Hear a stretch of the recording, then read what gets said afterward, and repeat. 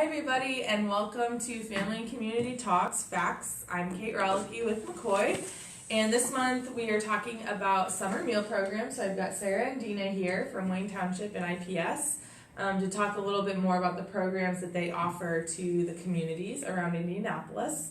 But before we get launched into that, it's time to highlight our Youth Hero of the Month. So Ariana is 13 years old and is one of the thousands of children in Indiana who have been placed in the care of family members or in the foster care system. And despite moving around a lot and experiencing some of that instability, she's so thoughtful and kind. She volunteers regularly at animal shelters and cleaning up neighborhoods after sporting events.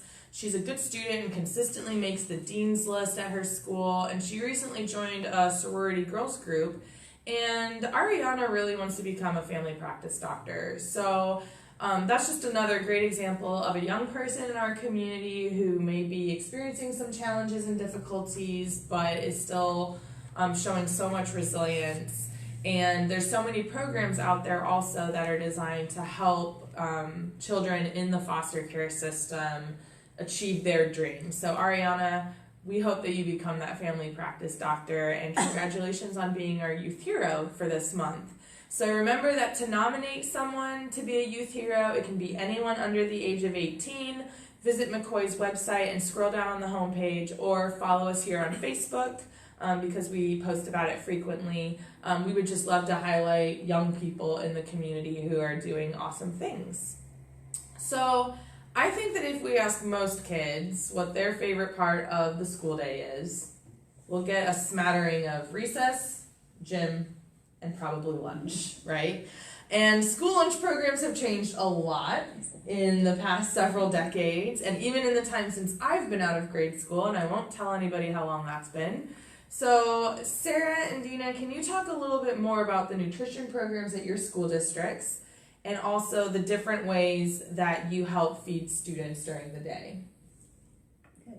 Well, I'll go first. I'm the director at Wayne Township Schools. I'm in my 22nd year, and we offer every federal nutrition program that is available out there. So we do National School Breakfast Program, National School Lunch Program, after school snacks.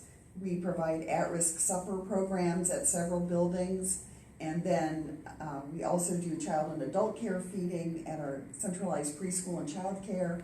And then, of course, what we're going to talk about today with the summer feeding program. So virtually every day of the year, we are feeding some child someplace in Wayne Township. Awesome. At IPS, we also offer all of those programs as well. We serve about 25,000 lunches a day, 13,000 breakfasts. So breakfast, lunch, after school snack, fresh fruit and vegetable program. We have some supper programs. We also provide meals during our school breaks, so fall break, winter break, spring break, and of course summer that we're going to talk about today. Additionally, in IPS, we operate under community eligibility provision for all of our schools, so that's a really positive program where we are able to serve all of our students free of charge. So that's a good perk for us. Absolutely. Both of you have really diverse school districts. So IPS obviously is very large and ranges across the city, but Wayne Township also is a very diverse school district. So it's awesome that you have all of these additional programs to be able to serve families no matter what their income level is. Why is it so important for children and youth to get a healthy, balanced diet? I mean, I think a lot of folks can answer that question, but coming from that school-based perspective. Well, I think we all would agree that good nutrition leads to good learning, better concentration for the students, better behavior. So that's going to allow them to perform better in their school day. Also, I think for us, we know that we are providing that meal that they may not otherwise have at home. Mm-hmm. So I think that's why they're really important. And very much with what Dina said, Wayne Township is 78% free and reduced. 12 of our 16 buildings are also on the community eligibility program, and looking at some possible options for next year, expanding that. And it is so important that the role that we play in the child's day at school, but also making sure that they're nourished at the end of the school day, if they're staying after school for different activities and those sorts of programs. And it goes just beyond even the school day and the school year when we start talking about summer or doing program service over our 2-week breaks. And I think that's where we're very fortunate to have very supportive districts in our mission of feeding kids and doing what's best and right for kids every single day, and not looking at just what's going on during the school day. How can we continue to provide service and programs outside that normal school day? Absolutely. I had two thoughts while you were both answering. One was thinking about how a child learns throughout the day, and I think about myself. If I'm hungry, I'm not concentrating on work. My tummy is growling. I'm thinking, oh my gosh, is it lunchtime yet? And so, you know, just if we're thinking about what the mission of a school is, school meal programs, whether it's breakfast, lunch, or after school snacks, are so important to feed into, pun intended, the success of that student for a school. And then also thinking about the free and reduced price lunches.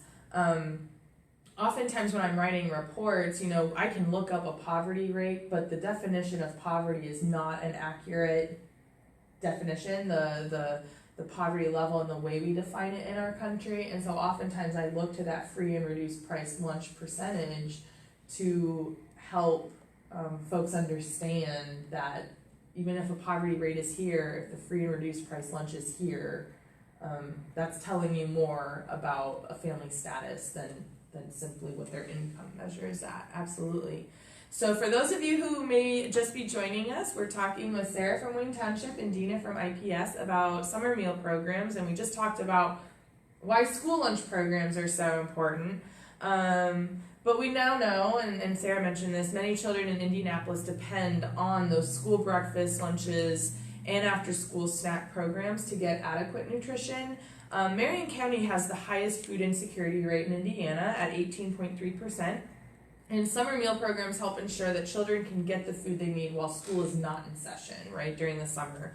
So can you both talk a little bit more about your summer meal programs, how they got started, and how they serve the community?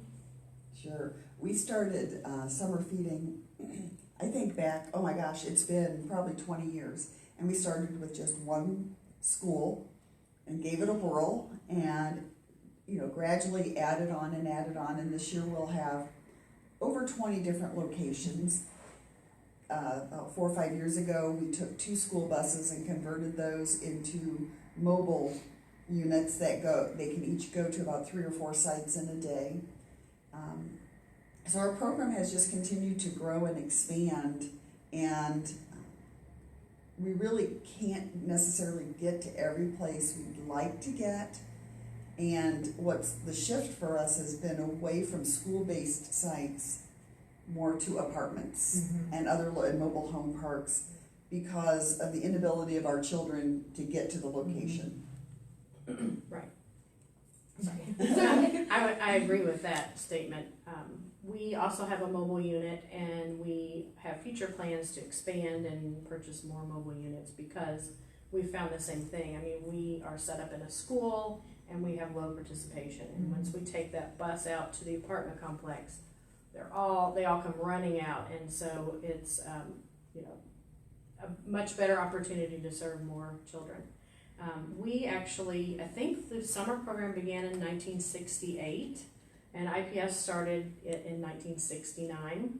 So I don't have a lot of information on the program because I wasn't here in 1969, but it just made me realize that we will be on our 50th anniversary this summer. Yeah. So we were saying, oh, we're going to need to celebrate that 50th anniversary. It's wonderful. Yeah. So we have usually about 25 sites. Last summer we served about 55,000 meals to the children. So. Kind of flip-flopping around on my questions, because you both mentioned, you know, trying to meet families and children where they're at. Curious to know, how can communities help support programs like this? How can community partners help support you? different organizations or just different locations and thinking about how we can better get to where children are? Well, I think it's really just building partnerships. I think one of the best partnerships we have in Wayne Township is with the Wayne Township Library. Mm-hmm. And our bus goes there every day and the kids are there. And what's really neat is once a week, one of the librarians, they ride our buses. Oh, awesome. So they continue to go out and then, so they ride, each of them, actually there's 2 librarians and one on each bus, and they go out and do activities at the other sites. And this year we're looking at possibly doing, working some with 4-H and the Purdue Extension. They wanted to come in to one of the apartment complexes and do a kids cooking class. Mm-hmm. And I'm letting them kind of run with it, but again, it's that opportunity to build another partnership out in the community. And it shows that if you do some activities with kids, your participation also increases. And I think Dean and I both would love to find maybe a few more partners who can come in and kind of take on that role of planning those activities. Absolutely. I think just spreading the word about summer meal programs, because we've been doing it for so long, we just assume, don't people know about this? And yet we hear about people who don't know about it. So just, spreading the word, telling people about it, having it on social media for people to check those sites and to find our locations and service times. So just really helping us get the word out.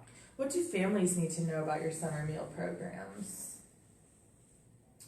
I think that it would be great if everyone knew that you don't have to be a student at Wayne Township to go to one of their sites or an IPS student to come to one of ours. It's any child 18 years of age and younger. So you can have a cousin visiting from out of town and they can go with you to have meals. You also don't have to be school age. We have 2 and 3-year-olds come to our sites for a meal. So it's really open to any child 18 and under. Awesome. And, if people want to learn, find sites, they can always go to the 211 program, and then there's always a link on the Department of Education, and that will have where you can put in, I think, your zip code and information, and you can look up, a location closest to you. And both of us, we probably, we put it on our website. We have banners and other signage available to help direct families where to go. Yeah, and I mean, obviously doing this, that's information that McCoy can also put out and share via the different programs that we work with and things like that, because I didn't know that the list was on the Department of Education website, and that's an easy thing to share via social media. And I think it's every township school district in Marion County, every township school and IPS, we all run summer feeding programs. Indy Parks runs a big feeding program. So there are lots and lots of locations throughout Marion County that families can go. And it's like Dina said, you don't have to live there to participate. You see a sign and your kids are hungry, just pull in and enjoy, and you might make some new friends. Yeah, absolutely. So we talked about where parents and caregivers can go to get more information. Just thinking, and school lunches are part of our culture here in America. I mean, probably because they've been around for so long. The National School Lunch Act was signed by President Truman in 1946, and we just heard from Dina, the summer lunch program at IPS is turning 50 this year. It plays a critical role for millions of children in our country and in our state. If there's one thing you want the community to know about your school nutrition programs, what would that be? I would like people to know that we have very strict nutrition guidelines that we have to follow, and that we do meet them and often exceed them. I think when I was in school, and I remember the snack cart with the chips and the snack cakes and the Snapple and all of those things, we don't do that anymore. We have very strict guidelines. So be assured that the food your child is receiving is very healthy, you know, full of protein and whole grains and lots of fruits and vegetables and dairy. So it provides a good opportunity to really nourish students. Very much so, you know, our programs with the Healthy Hunger Free Kids Act of 2010, we have a new meal pattern that we all follow. And I'm in my 38th year in school nutrition, and I look back to what going on in the early 80s to now, and it is a 180-degree turn from where it was. And I'm very proud of where our programs are today, that we offer so many whole grain items. We reduce the amount of sodium, you know, fresh made products, foods made to order, lots of fresh fruits and vegetables.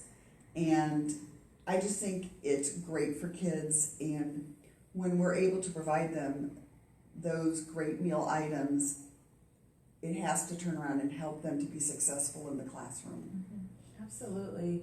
Well, thank you both for what you do. School meal programs are near and dear to my heart. And thank you so much for being here to share this information.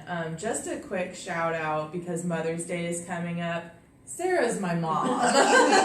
So if you've been watching and you're like, wow, they look weirdly alike, that's why. And Dina is like now my second mom. So, but I have obviously grown up knowing about just how critical school lunch programs are. We were a school lunch supporting family. If I wanted to pack my lunch, I had to make it myself, so I didn't. And so I ate school lunches every day growing up, and just knowing all the hard work and time and effort that goes into making sure that children get the nutrition that they need, whether it's before, during, or after school. It's just incredible. So if this is information that you think others need to know about, please be sure to share this video, share your comments, like it, share it, comment on it. If you have questions, we'll be sure to pass those along and try to get answers for you. And other than that, we'll be live again on June 7th, this time with my coworker, Ida Marie, who will be talking about the Great Families 2020 program that we have on the near west side of Indianapolis. So be sure to tune in then on June 7th at noon. And other than that, thanks again for joining us for another Family and Community Talk.